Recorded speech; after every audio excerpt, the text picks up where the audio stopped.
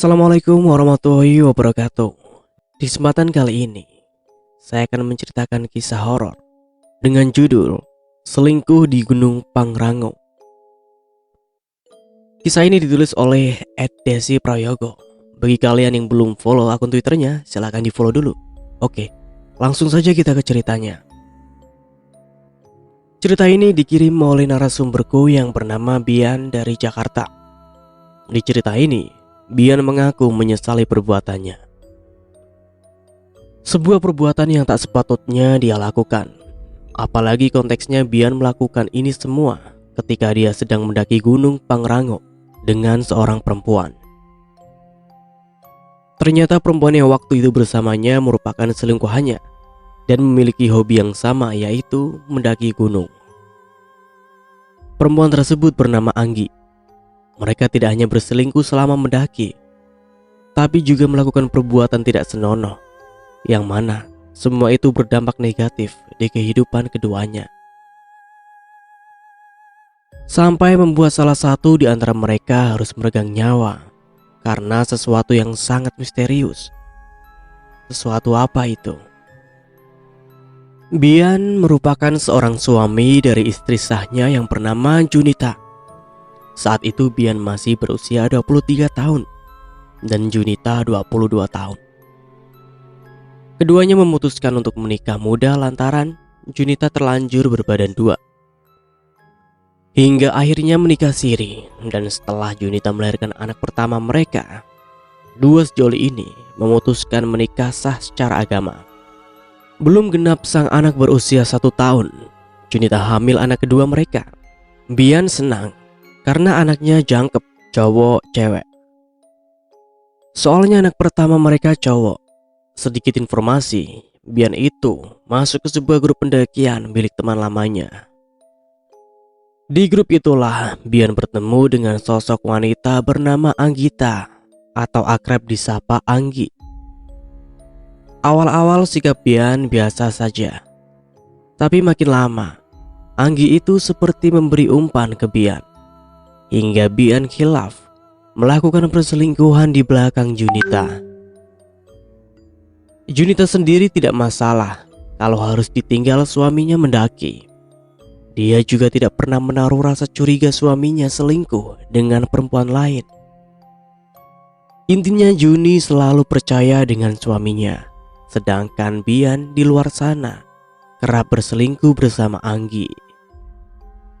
Uniknya, mereka berselingkuh itu tidak di hotel, melainkan sekalian mendaki. Kayak ada fetish tersendiri yang sulit sekali dicerna dengan akal logika. Kembali lagi ya, masing-masing orang-orang berbeda. Parahnya, seluruh orang yang join di grup tersebut tahu tentang perselingkuhan mereka. Bahkan mereka berdua kerap tidur satu tenda juga hanya dibiarkan. Entah mendukung atau berlaga gak mau ikut campur. Kita sendiri gak paham. Padahal Junita di rumah sedang hamil besar seorang diri dan ditambah merawat anak pertama mereka yang masih balita. Suaminya izin mendaki untuk healing, malah selingkuh sama cewek lain. Nggak habis pikir kita di sini.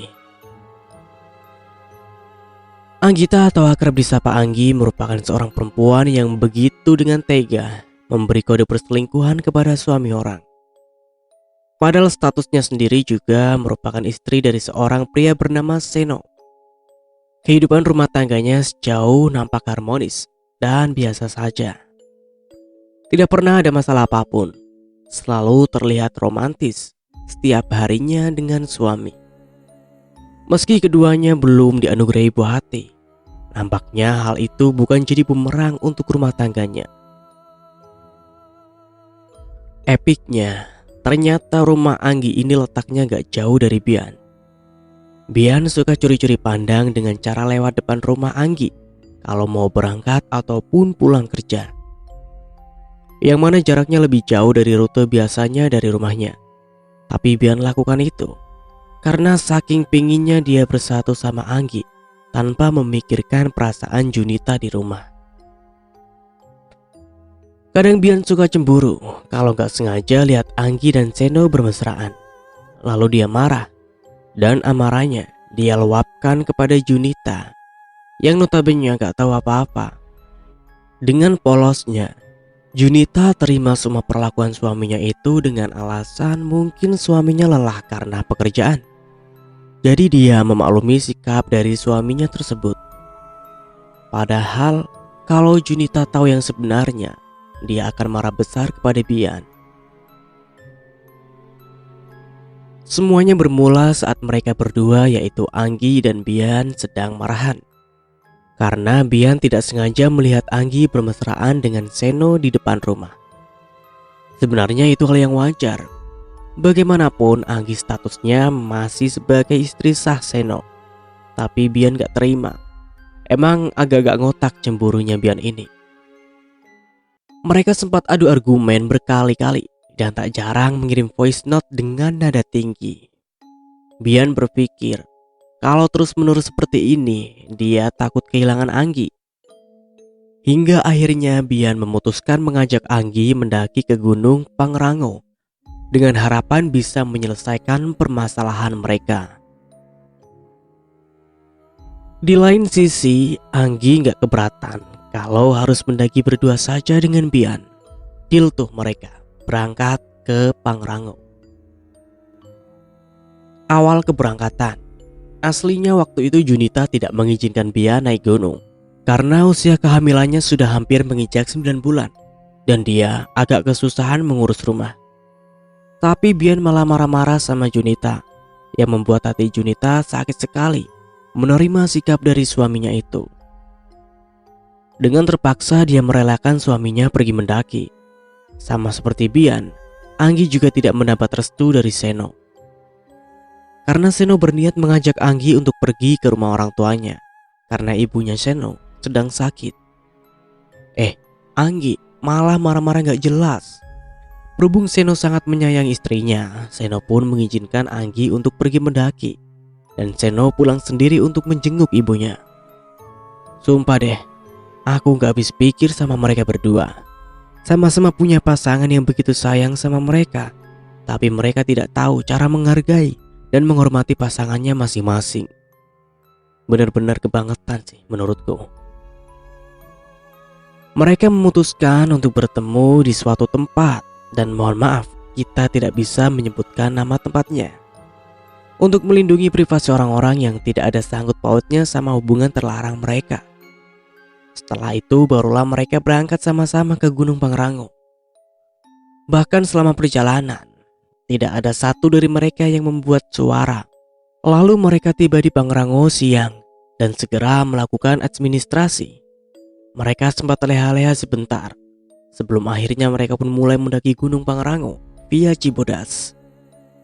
Tujuan mereka bukan ke puncak, melainkan untuk menyelesaikan masalah di antara keduanya. Dengan harapan mereka menemukan solusi dan kembali rukun. Sepanjang perjalanan nampak hening. Mereka berdua saling bungkam dan memilih untuk tidak berkata-kata satupun. Terus dan terus mereka berjalan hingga tak terasa waktu sudah jam 17. Kini posisi mereka masih berada di area pos Batu Kukus 1. Untuk kali pertamanya Bian membuka suara. Mau tetap lanjut? Apa stop bentar? Lalu Anggi minta untuk stop bentar. Mungkin 30 menit lah, jawab Anggi. Karena waktu itu Anggi mengeluh kakinya capek. Istirahatlah mereka sebentar di sekitar area pos tersebut. Setelah merasa sudah membaik, mereka pun kembali melanjutkan perjalanan. Bian mengaku, semenjak mereka beristirahat tadi, dirinya merasa seperti ada yang sedang mengawasi mereka berdua. Tapi pas Bian amati, tak ada satupun orang di tempat itu selain mereka berdua. Melanjutkan perjalanan keduanya. Tak terasa hari sudah mulai gelap. Saatnya mereka menyalakan headlamp yang mereka bawa sambil terus berjalan.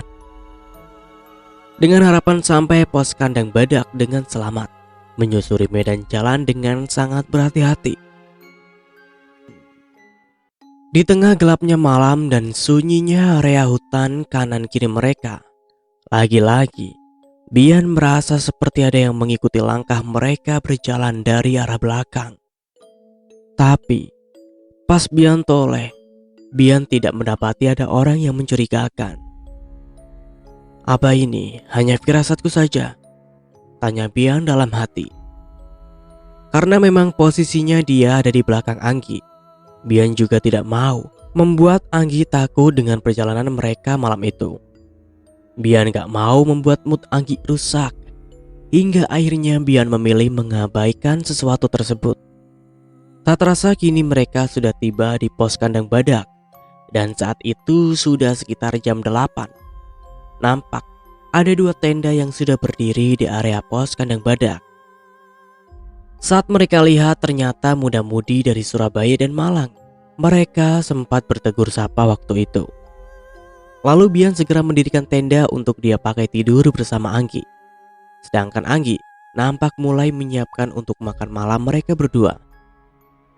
Keduanya saling bahu-membahu dan ketika ditanya sama sesama pendaki tentang hubungan mereka, mereka akan menjawab pasangan suami istri. Setelah semuanya sudah siap dan hampir jam setengah 10, mereka mulai makan malam. Selesai makan malam, tak lupa mereka kemasi terlebih dahulu. Baru setelah itu mereka masuk ke dalam tenda untuk membahas permasalahan sambil beristirahat. Singkat cerita, mulailah mereka bercengkrama dengan mengabaikan ego satu sama lain, memecahkan masalah dengan kepala dingin.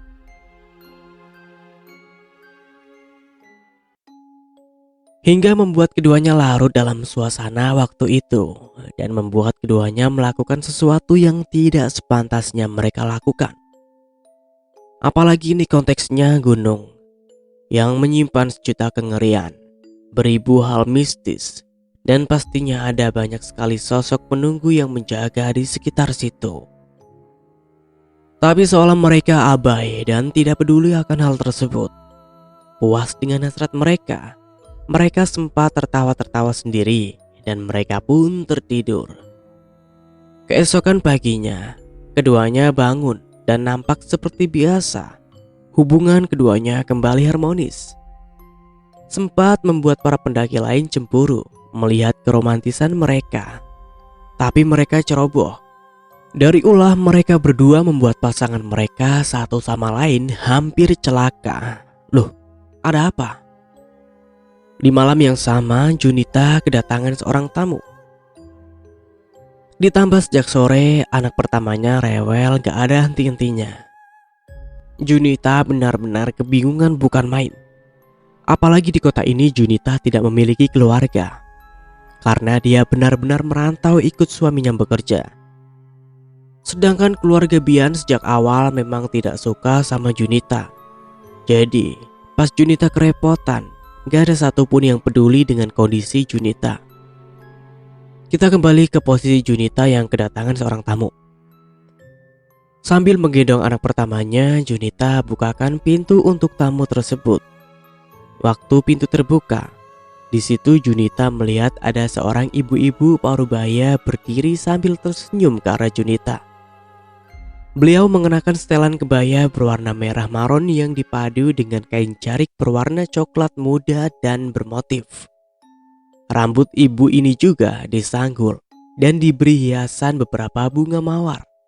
Sepertinya bunga itu hidup karena aromanya harum sekali. Sosoknya seperti orang yang bersahaja, seolah memiliki tahta tertinggi di keluarganya.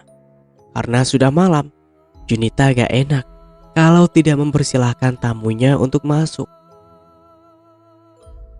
Akhirnya masuklah ibu itu ke dalam rumah yang hanya ada Junita dan anak pertamanya. Ibu itu memperkenalkan beliau dengan nama Marwita. Ketika Junita izin membuat minum ke dapur, Ibu Marwita ini melarang dan meminta Junita untuk duduk saja di sebelah beliau. Lalu tanpa basa-basi, Ibu Marwita ini mengelus lembut perutnya Junita. Junita juga gak masalah dan malah senang. seakan ada orang yang peduli sama kandungannya. Soalnya keluarga dia kan juga jauh posisinya. Terus Ibu Marwita berkata begini, "Belum lama melahirkan ya? Anaknya perempuan." Mendengar itu Junita kaget. Soalnya dia belum cerita apa-apa. Tapi ibu ini tahu semuanya. Terus Ibu Marwita tidak hanya berhenti berkata sampai di situ juga. Beliau juga berkata begini, "Selesai melahirkan, ceraikan suamimu. Tidak pantas suamimu mendapatkan istri sebaik kamu. Di saat istrinya sedang berjuang sendirian, suamimu malah berselingkuh di rumah saya." Ucap beliau sampai menghelai lembut rambut Junita. Junita yang dengar itu makin kaget. Dia bingung kenapa ibu ini bisa berkata seperti itu. Karena dia lebih percaya sama suaminya, akhirnya Junita mengusir ibu ini. Tapi tetap dengan bahasa yang sopan. Sekalipun sebenarnya dia agak emosi waktu itu. Di lain sisi dia melihat anaknya sedang memandang Junita yang mengusir ibu ini. Sedangkan Bu Marwita ini gak kunjung beranjak dari posisi duduknya. Padahal Junita sudah berdiri dan menunjuk ke arah pintu, seolah memberikan isyarat agar beliau pergi. Berhubung dia gak mau anak-anaknya melihat hal-hal seperti ini, akhirnya Junita memutuskan untuk membawa anaknya terlebih dahulu ke dalam kamar.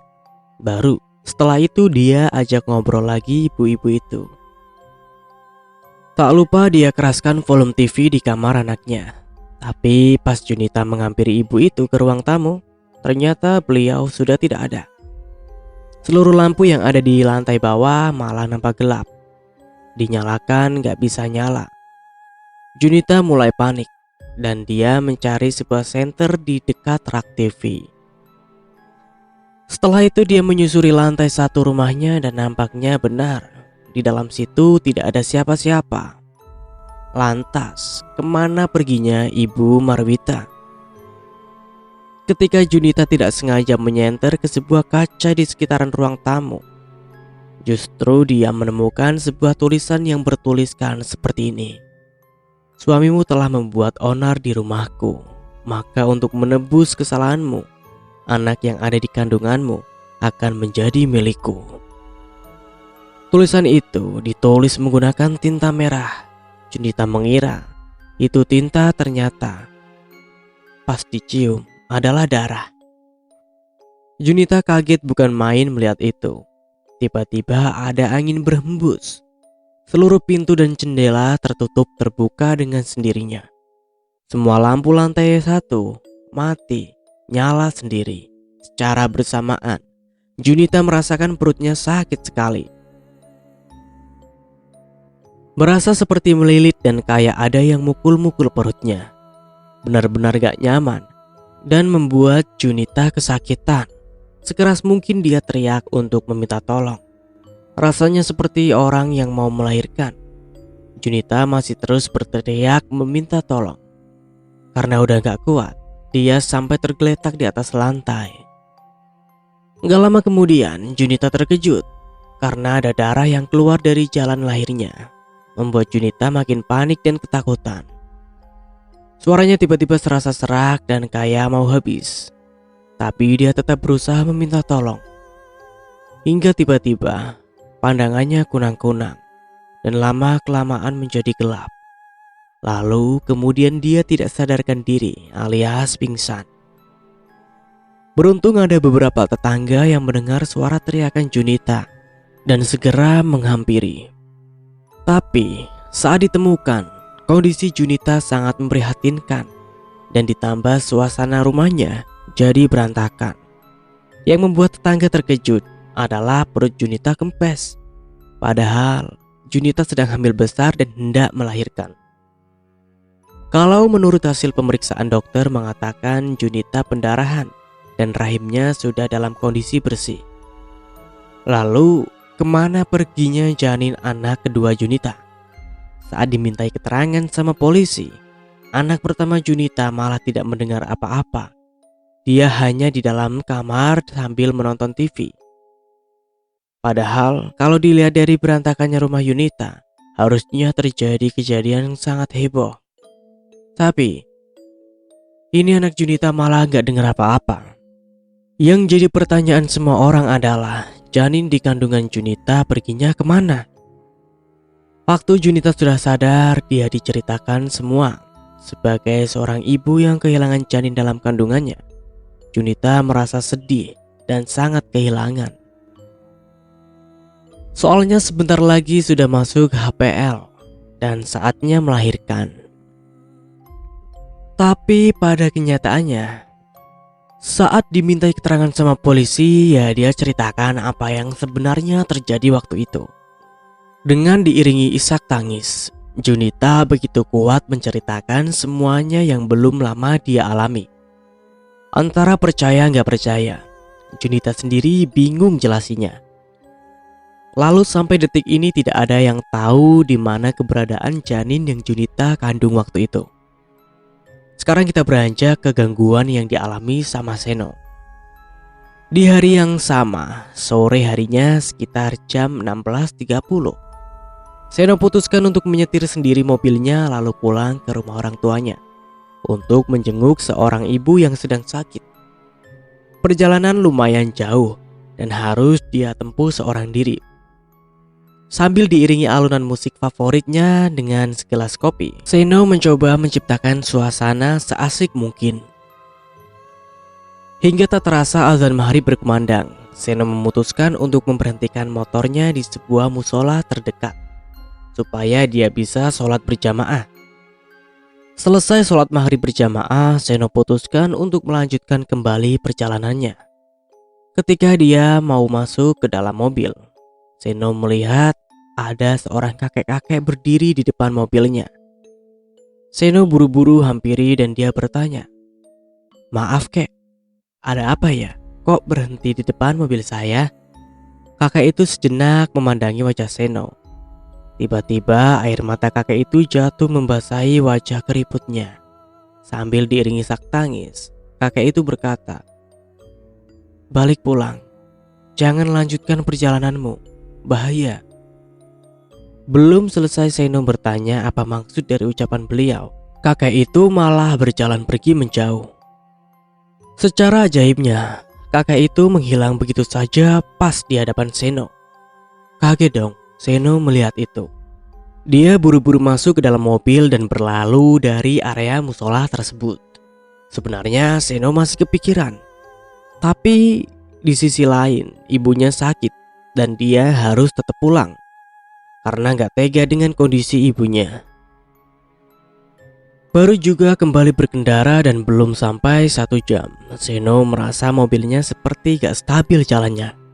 Dia panik dan buru-buru membanting setir sampai menabrak sebuah pohon besar. Kepala Seno pusing sekali gara-gara membentur ke arah kemudi mobilnya. Pandangannya seketika menjadi blur. Samar-samar Seno mendengar ada suara seorang perempuan dari arah belakangnya, di mana perempuan itu berkata, "Istrimu telah menggangguku, merusak rumahku dan berbuat dosa di tempat tinggalku. Maka sebagai hukumannya, kamu harus ikut bersamaku." Saat Seno cek ke belakang, dia tidak melihat ada seorang pun di belakang. Lantas itu tadi suara siapa? Mendadak kepalanya semakin terasa pusing banget. Seno langsung berteriak meminta tolong. Beruntung ada beberapa orang yang melintas sekitar di tempat Seno kecelakaan, sehingga mereka segera menolong Seno dan membantunya keluar dari dalam mobil. Mobil depannya hancur tidak karuan, tapi dia beruntung masih diberi keselamatan. Warga buru-buru membawa Seno ke rumah sakit untuk mendapatkan perawatan lebih lanjut. Kuasa Allah memang luar biasa. Seno dan Junita berada di satu rumah sakit yang sama. Keduanya sama-sama dirawat di UGD. Ditambah, mereka berdua ternyata teman satu SMA. Jadi pas mereka sudah saling sadar dan tak sengaja bertatap wajah, mereka awalnya kaget dan berlanjut saling cerita satu sama lain kenapa mereka masuk rumah sakit. Secara kebetulan juga salah satu perawat yang berjaga di UGD waktu itu adalah teman satu grup dengan Bian dan Anggi. Jadi, pas waktu melihat Junita dan Seno dirawat di rumah sakit, dia kaget. Junita maupun Seno juga kenal dengan orang ini yang bernama Angga. Langsung dong, Junita dan Seno kaget saat bertemu dengan Angga. Soalnya, kata Bian maupun Anggi, semua anak di grup ikut pendakian ke Pangrango. Tapi nyatanya, Angga malah kerja. Ditambah, Angga juga gak tahu kalau ada pendakian ke Pangrango waktu itu. Karena gak percaya dengan ucapan Angga, akhirnya Angga menghubungi salah satu temannya yang bernama Savin untuk menjelaskan kepada Junita dan Seno. Sama seperti yang dikatakan Angga, Savin juga membantah perkataan Bian dan Anggi. Disitulah Junita dan Seno mulai merasa ada yang gak beres sama Bian maupun Anggi. Soalnya kok kebetulan sekali. Mulailah dari situ, Angga dan Savin membuka suara terkait hubungan mencurigakan antara Bian sama Anggi. Kaget dong Junita dan Seno mendengar semua itu. Seno sudah emosi di situ dan Junita hanya bisa menangis sambil menahan sakit. Lalu Savin berinisiatif untuk mengantar Junita dan Seno ke base camp Pangrango untuk menjemput Bian dan Anggi. Kebetulan pun terjadi kembali. Tiba di sana, berpapasan sama Bian dan Anggi yang baru saja turun dari pendakian mereka. Ternyata benar firasat semua orang, kalau ternyata mereka hanya berangkat berdua tanpa yang lain. Parahnya, mereka terlihat tertawa bergandengan tangan, seolah gak mikirin posisi masing-masing pasangan mereka yang ada di rumah. Akibat dari ulah mereka, Seno dan Junita hampir dalam bahaya. Junita di situ langsung menampar suaminya di hadapan banyak orang. Hingga membuat mereka berdua didudukan satu sama lain untuk diminta penjelasan mereka. Karena gak mau jawab dan menimbulkan keramaian, semua orang langsung disuruh pergi dan akhirnya diselesaikan di rumah Junita. Bian kaget melihat rumahnya berantakan dan perut istrinya sudah kempes. Saat Bian tanya, Junita hanya bisa menangis histeris. Bian bingung dan mau gak mau dia mengakui hubungannya dengan Anggi. Semua orang dibuatnya tidak bisa berkata apa-apa. Tiba-tiba Anggi malah pergi berlari keluar dari rumah Bian. Seno lah langsung lari mengejar dari belakang. Sayangnya, saat Anggi berlari, dia tidak melihat arah. Lalu dia tidak menyadari ada sebuah mobil yang melaju sangat kencang dari arah depannya, membuat Anggi tertabrak sampai membuat tubuhnya terseret ke depan.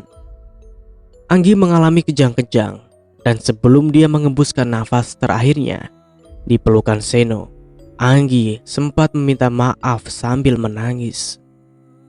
Tak lama kemudian, dia meninggal dunia. Sedangkan Junita memutuskan untuk bercerai dari Bian, lalu membawa anak pertamanya, mereka pulang ke Kudus, ke rumah orang tua Junita.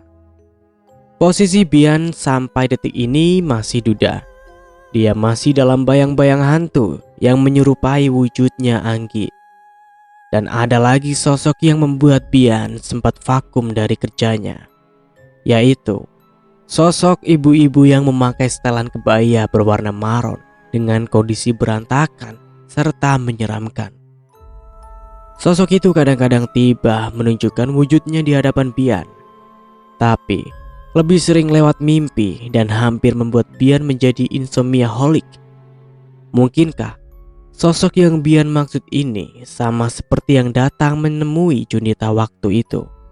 Mungkinkah itu merupakan Ibu Marwita? Siapa sebenarnya Ibu Marwita ini?